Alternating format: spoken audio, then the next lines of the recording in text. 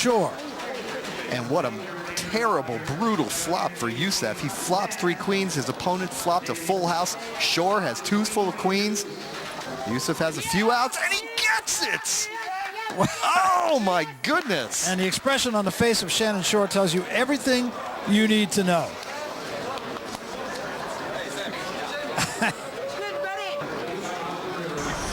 Sometimes just the luck of the draw, and in that case, Sam Youssef made good on it.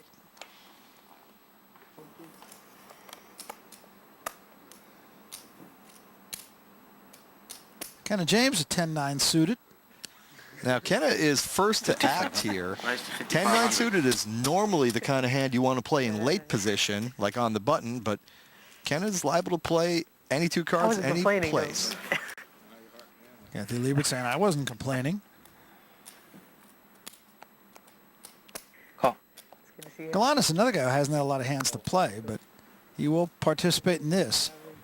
Fit gets out of the way. Ivy 7-8 suited. Phil loves these kind of hands. Yeah, and Kenna James' opening raise was very, very small. Most of the time, players here will raise 3 or 4 times the big blind.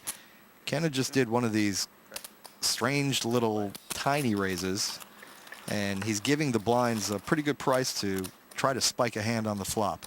Well, Dia calls, so we got 4 players going to the flop, and here is the flop: 3-4 ace, a couple of clubs. Check. Now, Kenna James acted as though he had something like ace-king or ace-queen before the flop, but he doesn't want to follow through. Nobody's showing any strength. No, check all the way around. Now a 7, so that gives 3 players pairs. Yeah, and that should be an action card. And Jamil Dia with the best hand right now because he has the highest kicker, the king. And Ivy and Galanis with identical hands at best could only split if an 8 came. Well, now that Galanis folds, Ivy could hope to spike that 8 and take the pot. And you see that he has a 13% chance of splitting as well. Oh, and there is a split card. Now both players have 4s and 7s with an ace kicker.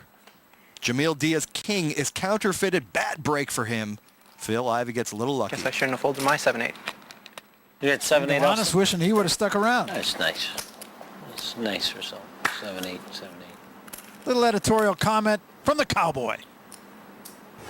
There's a foundation to poker that everyone has to master. And Party Poker is a fantastic place to do this. You learn the value of different hands. You learn how to play different kinds of games. If you want to call yourself a poker player, you have to have a certain amount of experience at the tables. Party Poker is a great place to do that. Well, Nick Galanis is in there against some of the giants, and we're coming back.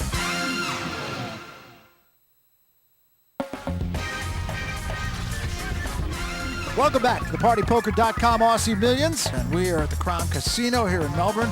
Barry Tompkins, Michael Koenig alongside, telling you all about it. The poker play has been outstanding.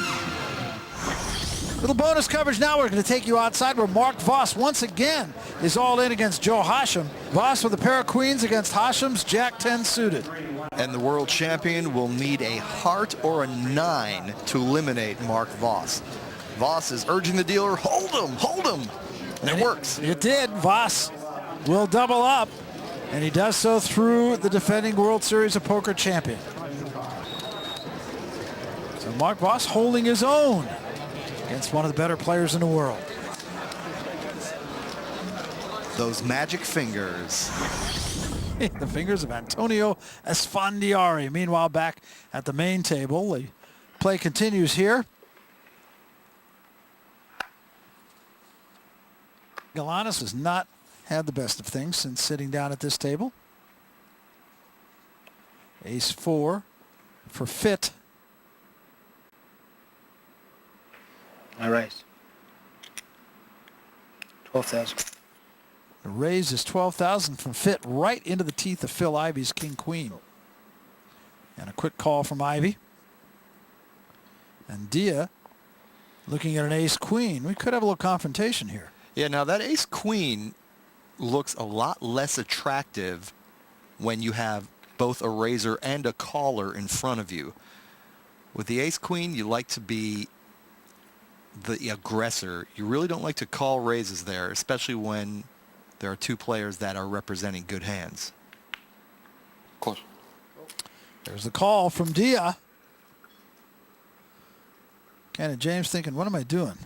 Well, I'll tell you who's really thinking that is Jerry Fitt. Right now, he raised an early position with an ace-4, got called in 2 spots. He can't really like his hand very much. And he is the underdog, as you see.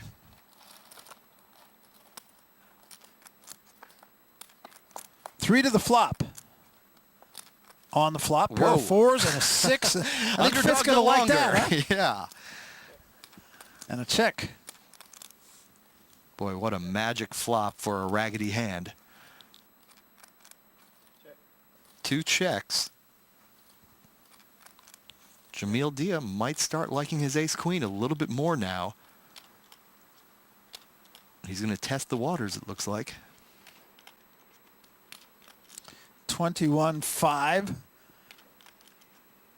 to Jerry Fitt. Fitt is out of position, meaning he will have to act first on the turn card. So he might want to take the lead here, or he might want to slow play. There's Phil Ivey to contend with behind him. Oh, and he's going to raise.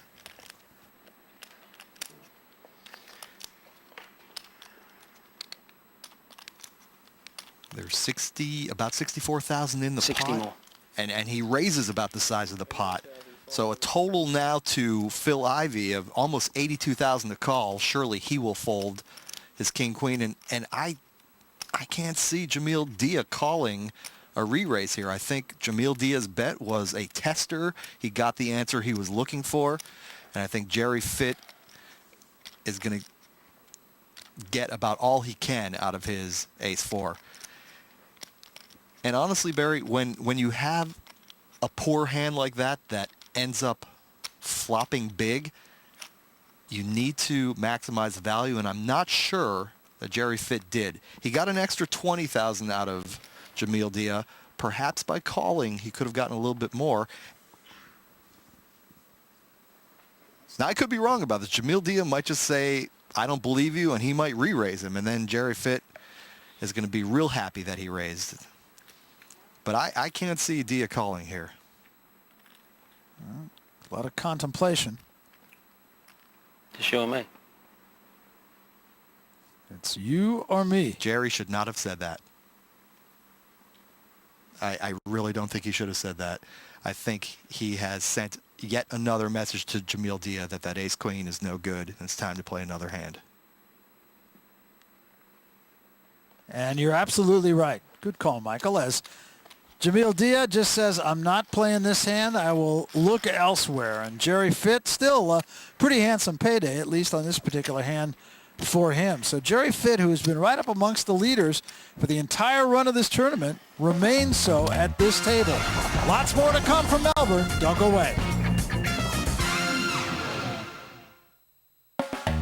A beautiful night here in Melbourne, Australia, as you look across the Yarra River at the city of Melbourne. The 2006 Aussie Millions are brought to you by PartyPoker.com, the world's largest poker room. Play continuing at our main table now, and no secrets amongst these players, and cream, if you will, starting to rise to the surface. And we are getting very close to the prize money. And those who are on the short stack have a big decision to make. Do they play to try to win the Aussie Millions, or do they play to just try to sneak in the back door of the prize money? That man is interested in 44. one place only. You're right. Is that okay? And in late position, James is, well, he's attempting to make the minimum raise. Looks like he shorted the pot a little bit. I know where I stand. I think I think you do have to make it 48. Yeah, Kathy Liebert noticed that. How much is it? The Mine's point just is, 12 and Barry, 24. that Kenneth James on blinds of 48. 12 and 2400 All right, is 48. trying to only raise got it. to You got an 4800. extra It's the 400. nefarious Huh? double raise. And that often just doesn't work in no limit hold'em. On the other hand, if nobody wants to play with him, he will be able to steal the blinds for a very cheap price. Kathy Liebert's going to play, though.